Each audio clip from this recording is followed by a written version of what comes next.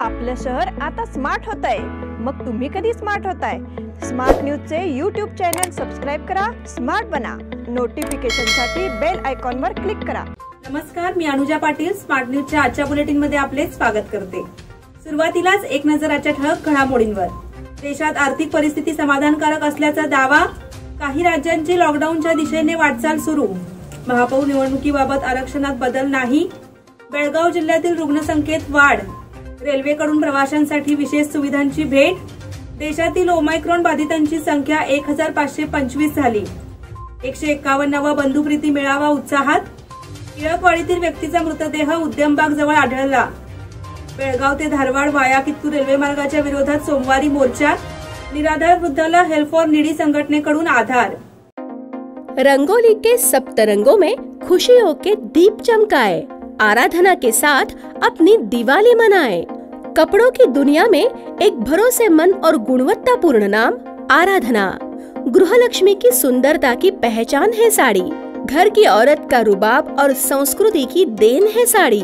इस दिवाली के सुनहरे मौके पे आराधना लेके आए हैं महिलाओं के लिए मनपसंद साड़ीज और रेडीमेड सहित बच्चों के लिए आकर्षक और मनपसंद ड्रेसेस। पुरुषों के लिए जेंट्स वेयर में shirt, T shirts, jeans, formal और भी कई प्रकार के ड्रेसेस। जल्द ही अपनी मनपसंद ड्रेस खरीदे सिर्फ आराधना में।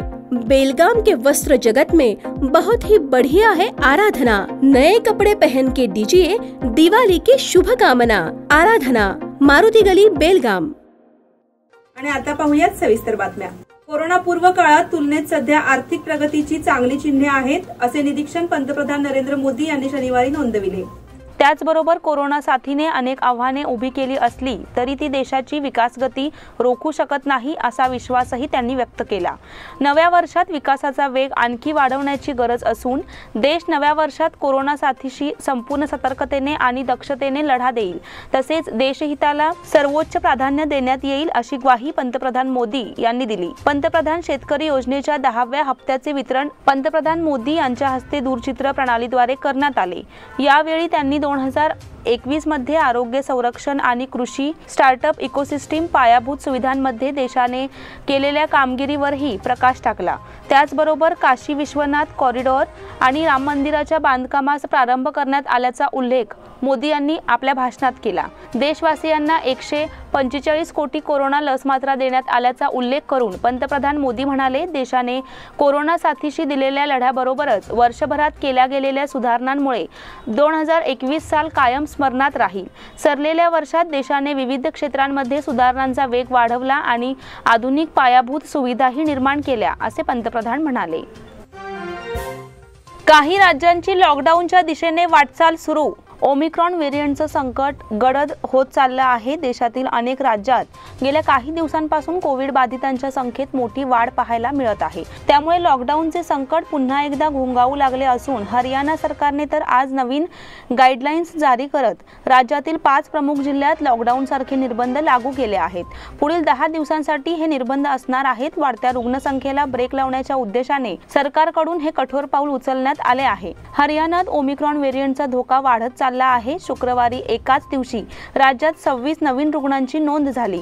त्यामुळे एकूण रुग्णसंख्या आता 63 झाली आहे। दुसरीकडे दैनंदिन कोरोना बाधित रुग्णांची संख्याही वाढत चालली आहे। 30 डिसेंबर रोजी राज्यात 217 तर 31 डिसेंबर रोजी 427 नवीन रुग्ण आढळले आहेत।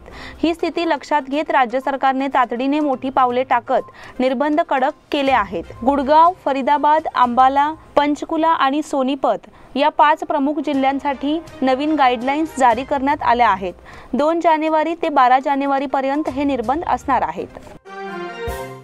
महापौर निवडणुकीबाबत आरक्षणात बदल नाही।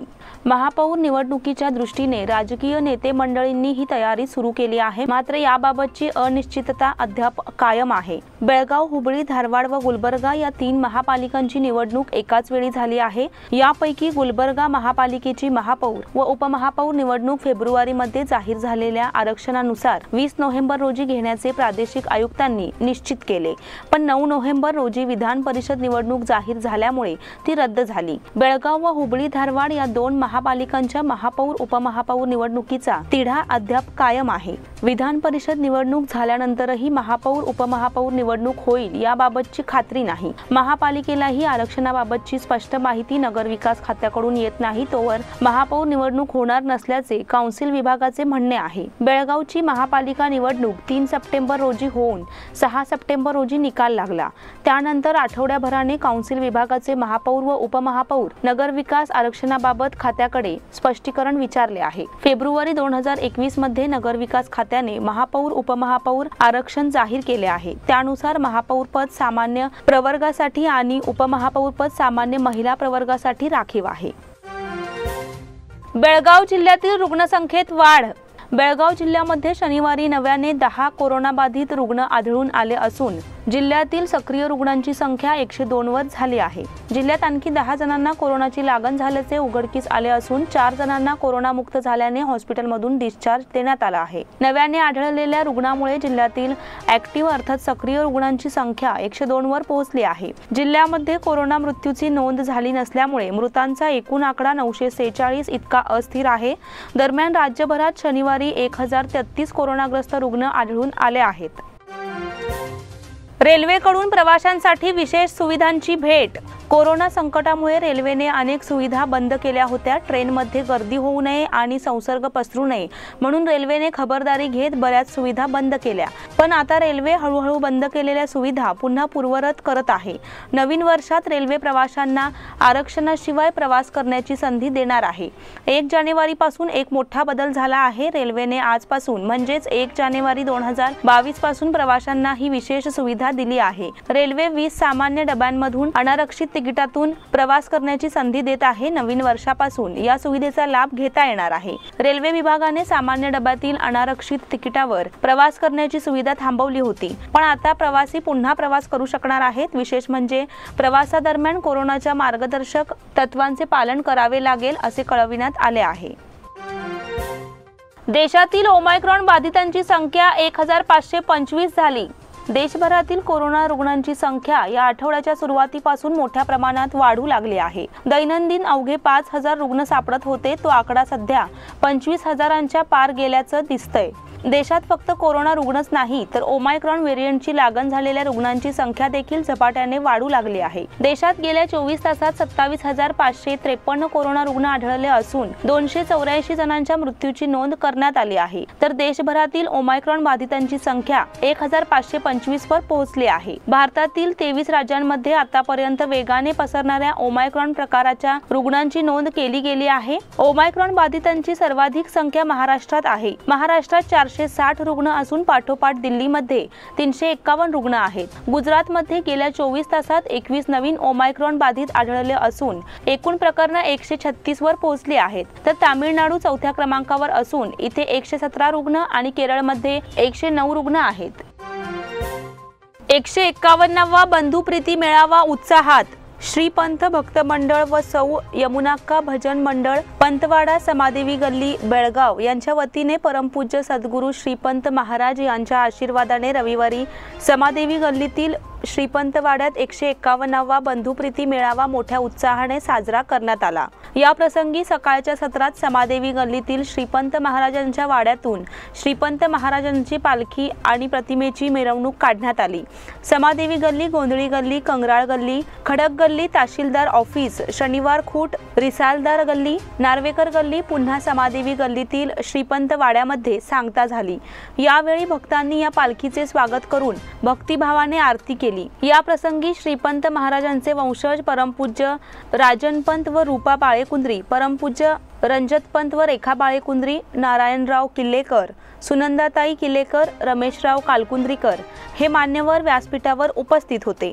प्रारंभी वरील मान्यवरांच्या हस्ते दीप प्रज्वलन करून बंधुप्रीतीच्या मेळाव्याचे उद्घाटन करण्यात आले।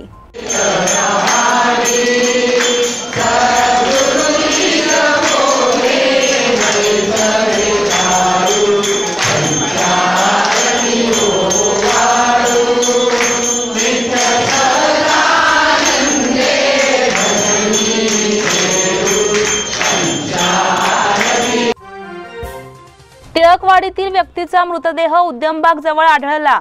उद्यमबाग मार्गावर एका व्यक्तीचा मृतदेह आढळून आला। एखाद्या वाहनाने धडक दिल्यामुळे त्यांचा मृत्यू झाला असावा असा प्रथमदर्शनी संशय व्यक्त करण्यात येत होता। मात्र त्याला मारहाण करून गंभीर जखमी अवस्थेत सोडून दिले असावे अशी शक्यता देखील पोलिसांनी वर्तवली आहे।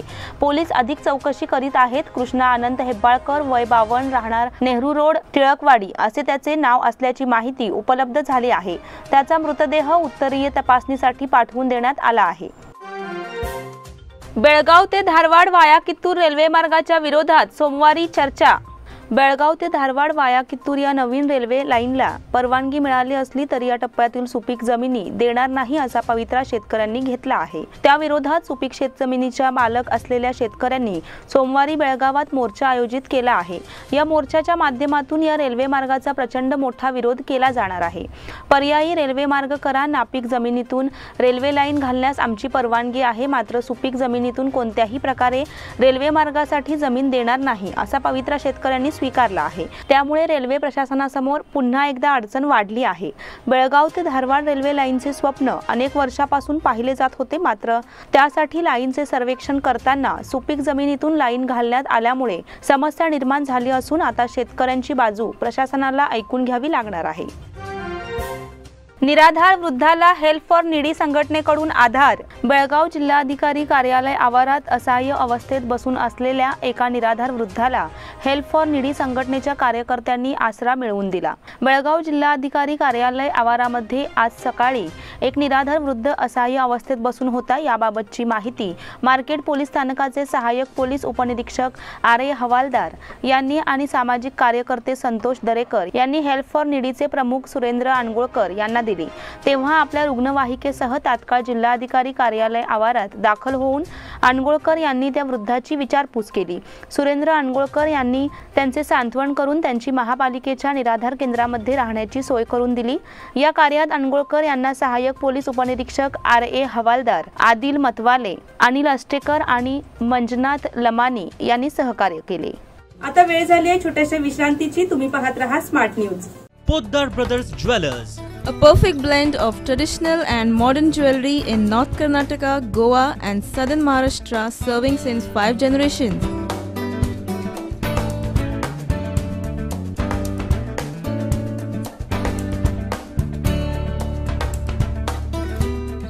exclusive gold, silver and platinum jewelry showroom.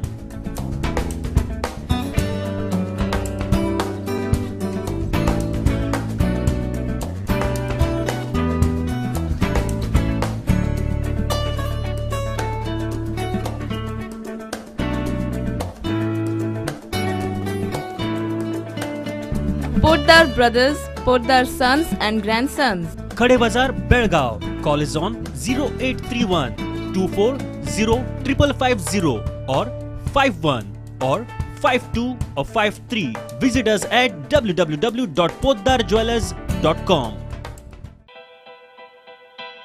बेलगाम वासियों के पसंद में उतरा उड़ान बार एंड रेस्टोरेंट।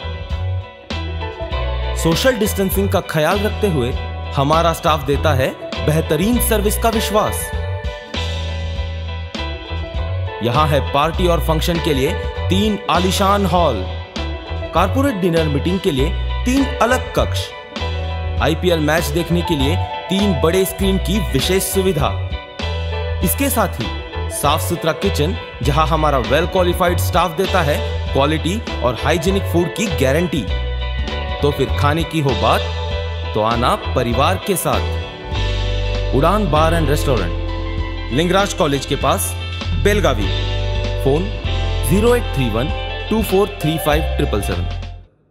विश्रांतीनंतर पुन्हा एकदा आपले स्वागत। बेळगाव मधील डॉक्टर बाबासाहेब आंबेडकर उद्यानात ऐतिहासिक भीमा कोरेगाव विजयोत्सवाचे आयोजन करण्यात आले होते। विविध मान्यवरांच्या उपस्थितीत डॉक्टर बाबासाहेब आंबेडकर यांच्या पुतळ्याला पुष्पहार अर्पण करून अभिवादन करण्यात आले। शहरातील डॉक्टर बाबासाहेब आंबेडकर उद्यानात आयोजित करण्यात आलेल्या कार्यक्रमात विविध दलित संघटनांचे नेते सहभागी झाले होते। यावेळी भीमा कोरेगाव लढ्याच्या इतिहासाचे स्मरण करण्यात आले। दरवर्षीप्रमाणे यंदाही दलित नेत्यांच्या उपस्थितीत भीमा कोरेगाव विजयोत्सव साजरा करण्यात आला।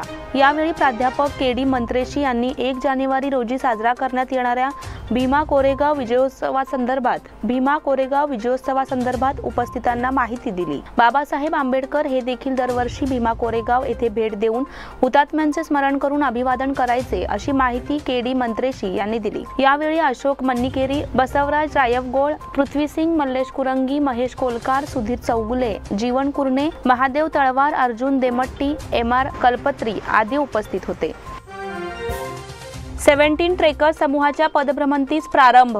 बेळगाव शहरातील 17 ट्रेकर्स बेळगाव हा पदभ्रमंती करणाऱ्या युवकांचा समूह सालाबादाप्रमाणे यंदा आयोजित किल्ले ढाकचा भैरी, गोरक्षगड ते सिद्धगड, माचिंद्रगड मार्गे जीवनधनगड पदभ्रमंती मोहिमेवर आज रवाना झाला। 17 ट्रेकर्सच्या पदभ्रमंती मोहिमेला बेळगाव, पुणे, कामशेत, जांभवली, कल्याण, मोरबाड, आकेफाटा, जुन्नर मार्गे घाटघर येथून सुरुवात होईल। शहरातील चव्हाट गल्ली येथील श्री मारुती मंदिरामध्ये या पदभ्रमंती मोहिमेच्या शुभारंभाचा कार्यक्रम पार पडला। या प्रसंगी प्रमुख पाहुणे बेळगाव शहराचे आमदार ॲडव्होकेट अनिल बेनके यांच्या हस्ते मंदिरातील श्री बजरंग बलीचे पूजन करण्यात आले। त्याचप्रमाणे आमदारांच्या हस्ते ट्रेकिंग अर्थात पदभ्रमंतीसाठी लागणाऱ्या साहित्याचे पूजन करण्यात आले। या प्रसंगी सामाजिक कार्यकर्ते सुनील जाधव, विनायक पवार, प्रफुल्ल किल्लेकर, आनंद आपटेकर यांच्यासह चव्हाट गल्लीतील नागरिक आणि हितचिंतक बहुसंख्येने उपस्थित होते। किल्ले पारगडच्या पर्यटनदृष्ट्या विकासासाठी पाहणी। चंदगडमधील ऐतिहासिक गडकोट, नैसर्गिक साधन संपत्ती, धार्मिक स्थळे पर्यटकांना आकर्षित करण्यासाठी सक्षम आहेत। त्यांचा पर्यटनदृष्ट्या विकास होण्याची गरज असून तालुक्यातील अशा ठिकाणांची पाहणी करून त्यांच्या विकासासाठी प्रयत्न करणार असल्याची माहिती गडिंग्लजचे उपविभागीय अधिकारी बाबासाहेब वाघमोडे यांनी दिली। चंदगडचे कोर्टाचे दिवाणी न्यायाधीश SB बिराजदार व तहसीलदार विनोद रणवरे यांच्या समवेत किल्ले पारगड परिसर पाहणी दौरा प्रसंगी ते बोलत होते। पारगडावरील छत्रपती शिवरायांच्या पूर्णाकृती पुतळ्यास दुग्धाभिषेक घालून अधिकाऱ्यांच्या हस्ते पूजन करण्यात आले। यानंतर श्री भगवती देवीचे दर्शन घेऊन किल्ल्यावरील बुरुज, तटबंदी, गडावरील 4 तलाव, विहिरी, ऐतिहासिक बांधकामे, हनुमान व महादेव मंदिर, गडाच्या पायऱ्या, घोडे दरवाजाकडील धोकादायक वळण रस्ता आदींची पाहणी केली। किल्ल्याचे ऐतिहासिक महत्त्व जाणून घेतले। पारगड जनकल्याण तसेच वन समितीचे सदस्य प्रकाश चिरमुरे व रघुवीर शेलार यांनी स्वागत केले। बेळगावच्या जवानाचा अपघाती मृत्यू। राजस्थानमधील मद्रास रेजिमेंटच्या मिलिटरी कॅम्प येथे शुक्रवारी रात्री झालेल्या रस्ते अपघातात बेळगाव तालुक्यातील इदलहोंड गावचे जवान बाळाप्पा तानाजी मोहिते वय 32 हे मृत्युमुखी पडले। ऑगस्ट 2009 मध्ये ते सैन्यात दाखल झाले। त्यांनी मद्रास रेजिमेंटमध्ये प्रशिक्षण पूर्ण झाल्यानंतर विविध पोस्टिंगवर काम केले। अलीकडेच हवालदार हुद्द्यावर बढती मिळालेल्या मयत बाळाप्पा मोहिते यांची Madras group of engineering regiment Barmer Rajasthan येथे हवामानशास्त्रज्ञ म्हणून पोस्टिंग झाली होती। शुक्रवारी रात्री आपले कर्तव्य पार पाडून बाळाप्पा दुचाकीवरून घरी परतत असताना घडलेल्या अपघातात मरण पावल्याचे सांगण्यात आले। त्यांच्या पश्चात आई, पत्नी, 5 वर्षाचा मुलगा, भाऊ आणि बहीण असा परिवार आहे। या जवानाच्या पार्थिवावर रविवारी मूळ गावी शासकीय इतमामात अंत्यसंस्कार होणार आहेत। मध्यवर्ती महाराष्ट्र एकीकरण समितीची सोमवारी महत्त्वपूर्ण बैठक। मध्यवर्ती महाराष्ट्र एकीकरण समितीची महत्त्वपूर्ण बैठक सोमवारी दिनांक 3 जानेवारी 2022 रोजी दुपारी 2:30 वाजता मराठा मंदिर, खानापूर रोड, बेळगाव येथे बोलावण्यात आली आहे। सर्व सदस्यांनी वेळेवर हजर राहावे असे आवाहन अध्यक्ष दीपक दळवी व कार्याध्यक्ष श्री मनोहर किनेकर यांनी केले आहे। जुने बेळगाव नाक्याजवळ अपघातात युवक ठार। दुभाजकाला दुचाकी आदळल्याने झालेल्या अपघातात एक युवक ठार तर एक जण गंभीर जखमी झाल्याची घटना BS येडियुरप्पा रोडवर घडली आहे। शुक्रवारी रात्री 11:30च्या दरम्यान जुने बेळगाव नाक्याजवळ ओल्ड PB रोडवर हा अपघात झाला आहे। ओमकार लक्ष्मण गडकरी वय 20 राहणार लक्ष्मी गल्ली, जुने बेळगाव असे या घटनेत मयत झालेल्या युवकाचे नाव आहे। तर ओम राजू नावगेकर हा युवक गंभीर जखमी झाला असून त्याच्यावर खासगी रुग्णालयात उपचार सुरू आहेत। दुचाकीवरून तो शुक्रवारी रात्री ओल्ड PB रोडवरून जुने बेळगावकडे मित्रांबरोबर दुचाकीवरून घरी येत होता।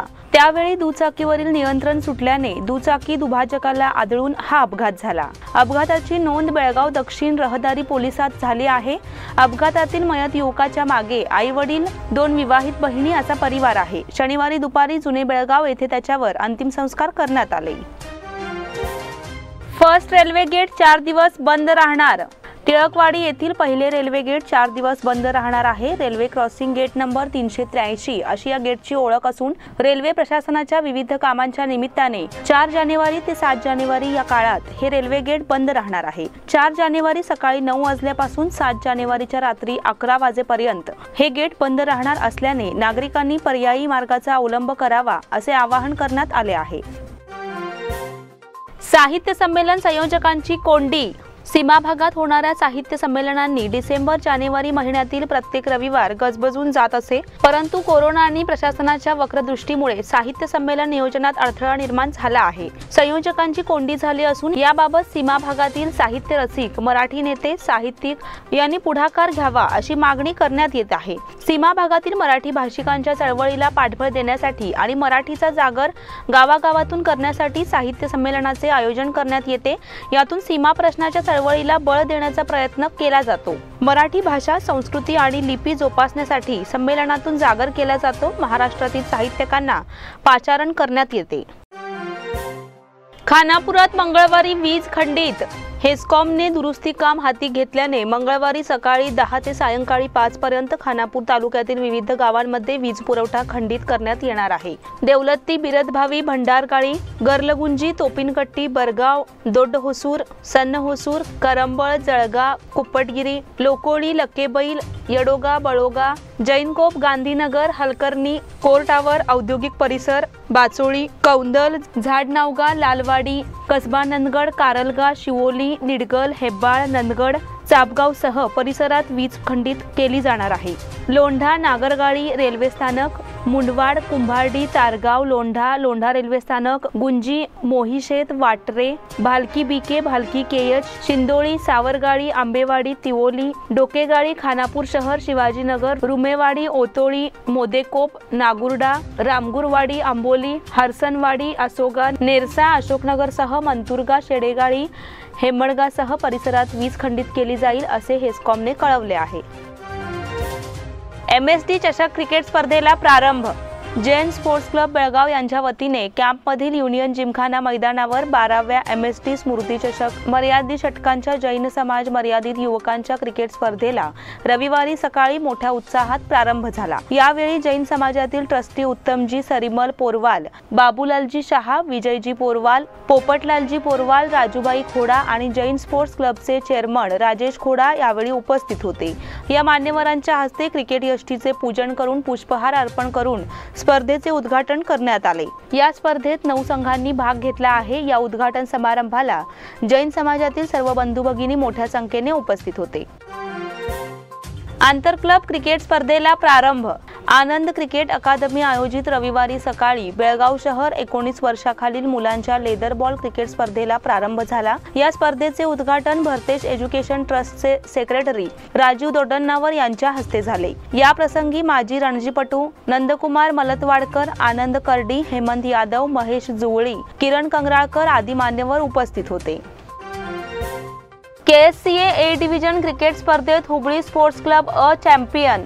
कर्नाटक राज्य क्रिकेट संघटना मान्यता प्राप्त धारवाड विभागीय क्रिकेट संघटना आयोजित A डिव्हिजन क्रिकेट स्पर्धेत साखळी सामन्यात हुबळी स्पोर्ट्स क्लब अ संघाने 42 गुणांसह स्पर्धेचे विजेतेपद मिळविले। BDK स्पोर्ट्स फाउंडेशन हुबळी अ संघाने 36 गुणांसह दुसरे, बेळगाव अमृता पोद्दार CCAने 32 गुणांसह तिसरे स्थान मिळविले। STDM अकादमी अ संघ 32 गुणांसह चौथ्या स्थानी राहिला। धारवाड विभागीय आयोजित KSCA A डिव्हिजन क्रिकेट स्पर्धेत सर्व 12 संघामधून साखळी सामने बेळगाव, हुबळी, धारवाड येथील मैदानावर खेळविण्यात आले। याचबरोबर स्मार्ट न्यूजचे आजचे बुलेटिन इथेच संपले। धन्यवाद।